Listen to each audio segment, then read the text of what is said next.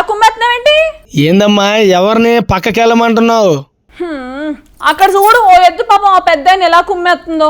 అది కాదే అమ్మా, ఎద్దును పొట్టుకొని ఏదో కాకింది తోలినట్టు ఇష్యూ అంటే వెళ్ళిపోద్దా ఏంది అది?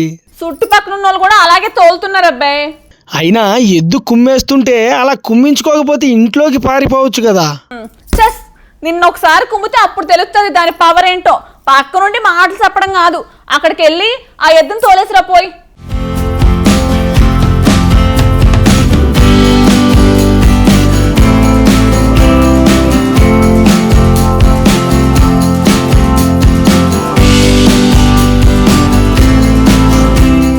ఎద్దులు ఎప్పుడూ ఒకేలా ఉండవు.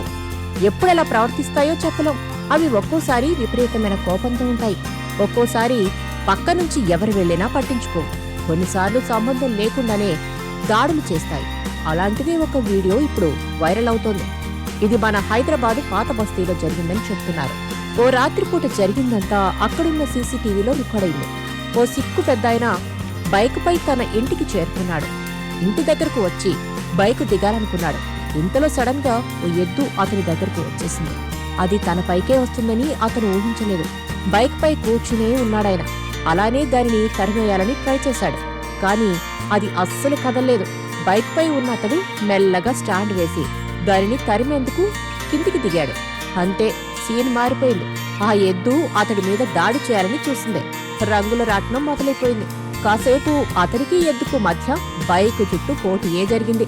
అలా చుట్టూ తిరుగుతూ ఎద్దు నుంచి తప్పించుకోవడానికి ట్రై చేశాడాయన. ఆ టైంలో కాసేపు బైక్ కూడా తిరిగింది. ఆ తర్వాత కింద పడింది. ఇంకేముంది, అతడు కూడా బైక్ స్టాండ్ను తగులుకొని కింద పడ్డాడు.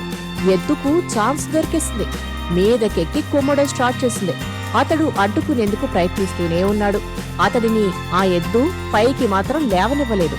ఇది జరుగుతున్న సమయంలో మరో వ్యక్తి అటుగా బైకు మీద ఫోన్ మాట్లాడుకుంటూ వస్తున్నాడు. ఈ సీన్ ను చూసి కొంచెం తటపటాయిస్తూనే కాస్త ముందుకెళ్లి ఆగి అటూ ఇటూ వెతికి చిన్న రాళ్లతో ఆ ఎద్దును ఆపడానికి ట్రై చేశాడు. ఆ రాళ్లను ఎద్దుపైకి విసిరినా దాంట్లో చలనం లేదు. కింద పడేసిన వ్యక్తిని కుమ్ముతూనే ఉంది. కాసేపటికి ఈ అరుపులకు ఇంట్లో నుంచి 2 లేడీస్ వచ్చారు. వారిలో ఒకరు ఎద్దును అడ్డుకోవడానికి తీవ్రంగా ప్రయత్నించింది. ఇంతలో మరికొందరు వచ్చి చేరారు. ఎద్దు నుంచి అతడిని రక్షించేందుకు రకరకాలుగా ప్రయత్నాలు చేశారు. ఓ సమయంలో ఆ ఇంట్లోంచి వచ్చిన మహిళ మీద కూడా ఆ ఎద్దు దాడి చేసింది. ఆమె కూడా కింద పడిపోయింది. చివరకు అందరూ కలిసి ఎద్దును అక్కడి నుంచి తరిమేశారు. కింద పడిన వ్యక్తి బతుకు జీవుడా అనుకుంటూ లేచి ఇంట్లోకి వెళ్లాడు.